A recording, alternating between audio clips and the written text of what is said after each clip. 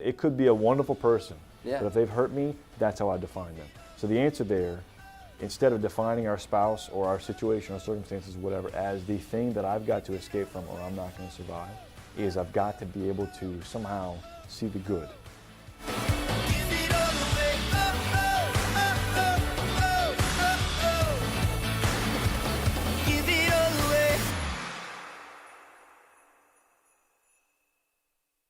One of the ways that we can begin to sort of understand how this might work for us is through other married couples. You know, if there's a married couple that we admire, for instance, you know, and wondering how they got to the point where they are now. Because I think a lot of times when it comes to the knowing holy people and this kind of things, we can assume, like you said, that they're Superman. Right. They're just Wonder Woman, Superman. Yeah, they got married. that's and right. This is them right here, and there's no way that I could be them. Exactly. Yeah. Which is doesn't help anybody. No.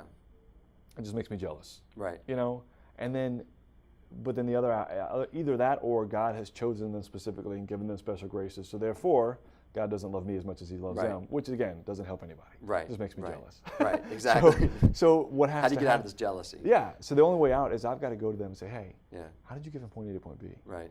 Like, what is it? And be very specific. Like, if God's a part of this, like, Yeah. what did that look like? Right.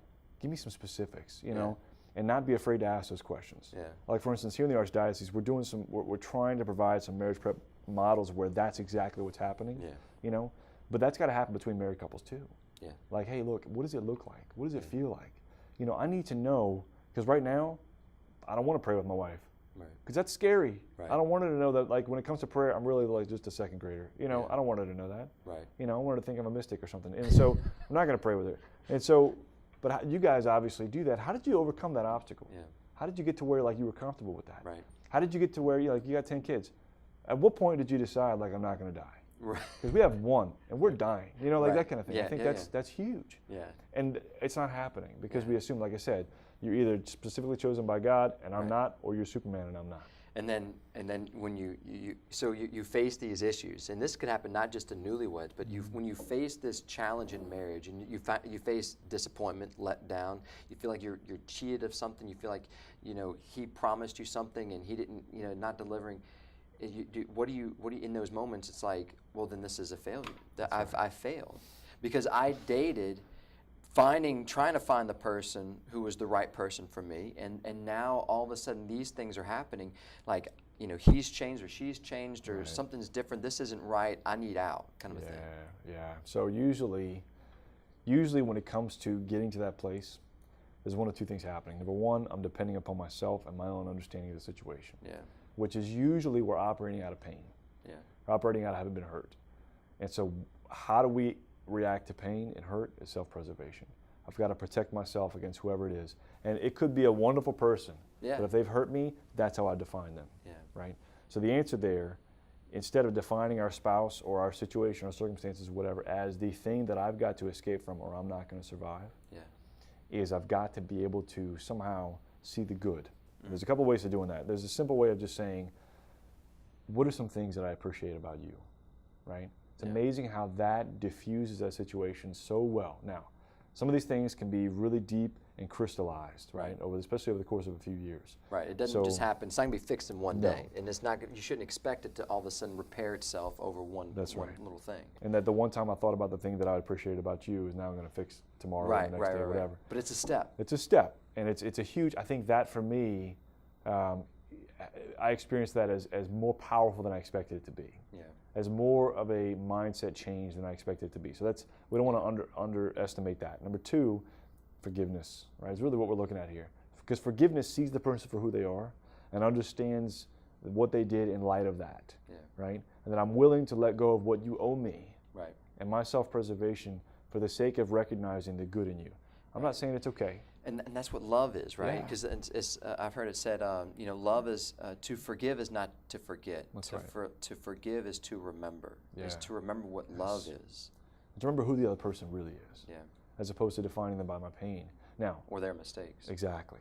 Now, that's extremely difficult Mm-hmm. because as human beings, we are biological beings, Yeah. which means that we are wired to defend ourselves against those that hurt us. Right. You know, and so, however, God does not have a body, Right. and God understands what He's created us to do, and He's given us capacity for love. Mm-hmm. We've messed that up. We mess that up for each other, And I mean, to some extent, we could say that our spouses are responsible for messing up our ability to love them by hurting us. You know what I'm saying? So like, but at the same time, it's complicated. It's complicated. But God's bigger. Exactly. And God understands the value of that person. And if I'm willing to put myself in God's hands, He can give me some of that insight. Yeah. And to be honest, if we're really going to forgive, if we're really going to see the value of the other person in light of that pain and to know what to do with that pain, being able to see with God's eyes is really the only way that that's fully going to happen. Right. So I can lean on Him for that. I can lean on Him hard. Yeah. And the beautiful thing about it is that it took somebody really holy to tell me there's never really a bad time to forgive.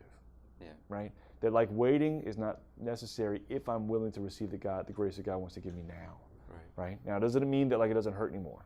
Right. It doesn't mean it's okay that they did it. Right. Right? However, These it are the does mean steps. it means that I can lean on God. And the more I'm able to lean on God, the quicker that real forgiveness is possible. Mm-hmm. Yeah, absolutely. And so like, is there ever a time when somebody really is enough of a monster that I can't see that? No. Right.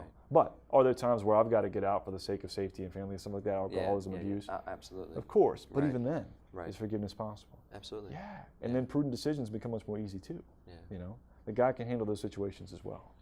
You know, it just, again, it goes back to like helping us to reminding us who God is, how big God is, how much He loves us, right? That really loves us, and He really wants to be involved in our life. And it all comes down to if we try to live our life and live out the vocation of marriage and relationship, if we try to do that apart from God, we're going to find ourselves lost. That's right. Short to the making the demands that we said we would do from the very beginning. We said we would love at all times, for richer, for poor, for sickness and in health, till death do us part. If we're honest with ourselves, we realize I can't do that by myself. Right. But only God can give me that grace. And if God is going to give me that grace, He's going to give me the grace in those small moments and the big moments, but He's also going to lay out a plan for me. Not something that a rubber stamp that He wants, you know, that I'm asking for Him to, I got a plan, Lord. But to give me His plan and purpose so that we can live out our vocation as we're called.